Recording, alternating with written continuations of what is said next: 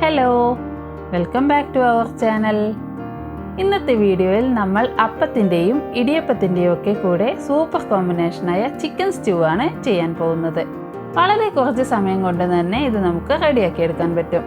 അപ്പോൾ നമുക്ക് ഒട്ടും സമയം കളയാതെ വീഡിയോയിലോട്ട് കിടക്കാം.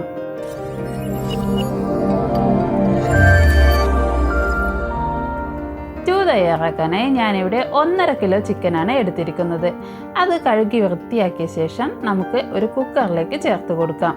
കൂടെ 2 മീഡിയം സൈസ് ഉരുളക്കിഴങ്ങ് ഇതേപോലെ ക്യൂബ്സായി കട്ട് ചെയ്ത് അതും കൂടെ ചേർക്കാം. 1 ടീസ്പൂൺ ഉപ്പും കൂടെ 1/2 കപ്പ് വെള്ളവും ചേർത്ത് കൊടുക്കാം. ഇത് നമുക്ക് ഒരു മീഡിയം ഫ്ലെയിമിൽ വെച്ച് 1 വിസിൽ വരുന്നത് വരെ വേവിച്ചെടുക്കാം. ഇപ്പോൾ 1 വിസിൽ വന്നിട്ടുണ്ട്. ഇത് നമുക്ക് മാറ്റി വയ്ക്കാം.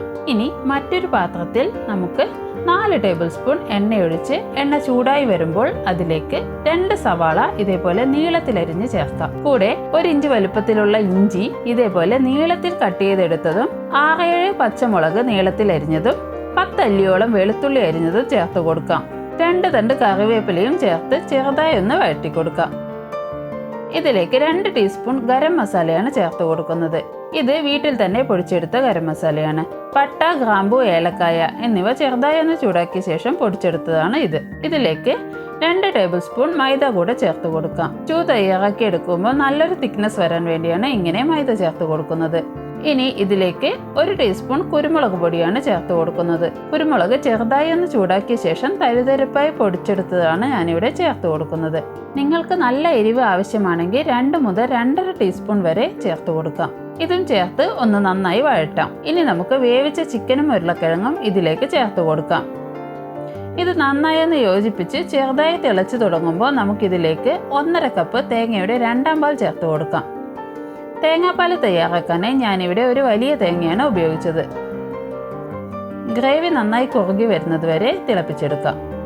നിങ്ങൾക്ക് ഈ വീഡിയോ ഇഷ്ടമാവുകയാണെങ്കിൽ ഇതേപോലുള്ള സിമ്പിൾ വീഡിയോസിനായി ഈ ചാനൽ ഒന്ന് സബ്സ്ക്രൈബ് ചെയ്യാൻ മറക്കല്ലേ. ഇത് പാകത്തിന് കുറുകി വന്നിട്ടുണ്ട്. ഇനി ഇതിലേക്ക് നല്ല കട്ടിയുള്ള 1ാം പാലാണ് ചേർത്ത് കൊടുക്കുന്നത്.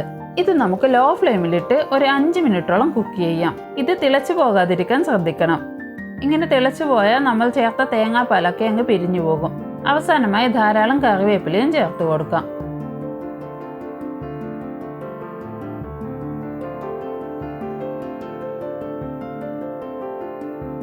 അങ്ങനെ നമ്മുടെ സ്റ്റ്യൂ ഇവിടെ റെഡി ആയിട്ടുണ്ട്. ഞാനിവിടെ അപ്പത്തിൻ്റെ കൂടെയാണ് ഇത് സെർവ് ചെയ്യുന്നത്. അപ്പത്തിൻ്റെ കൂടെ മാത്രമല്ല, പൊറോട്ട, ഇടിയപ്പം, പത്തിരി അങ്ങനെ എല്ലാത്തിൻ്റെ കൂടെയും ഇത് നല്ലൊരു കോമ്പിനേഷൻ തന്നെയാണ്. അപ്പോൾ ഇതേപോലൊരു റെസിപ്പി നിങ്ങൾ ഇതുവരെയും ട്രൈ ചെയ്തിട്ടില്ലെങ്കിൽ തീർച്ചയായും ഒന്ന് ട്രൈ ചെയ്ത് നോക്കി നിങ്ങളുടെ ഫീഡ്ബാക്കൊക്കെ കമൻസിൽ അറിയിക്കാൻ മറക്കില്ലല്ലോ. അപ്പോൾ മറ്റൊരു നല്ല റെസിപ്പിയുമായി വീണ്ടും കാണുന്നത് വരെ താങ്ക് യു.